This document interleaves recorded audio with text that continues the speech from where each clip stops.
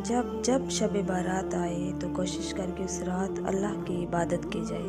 बेदार होकर अल्लाह को याद किया जाए और खुसूसन सूरह रहमान पढ़ी जाए। जो इंसान शब बारात की रात सूरह रहमान पढ़ता है, एक मरतबा 70 मरतबा सूरह नसर पढ़ता है और 207 मरतबा सूरह कौसर पढ़ के अल्लाह से दुआ मांगता है तो मोहम्मद व आले मोहम्मद के सदके सुबह को सूरज तुलू होने से पहले अल्लाह कबूल कर देता है।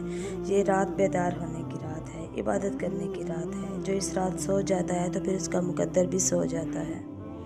कोशिश की जाए कि इस रात अपने मरहूमीन को ना भुलाया जाए, हाथों को उठा के अपने मरहूमीन की मग़फ़िरत के लिए दुआ मांगी जाए,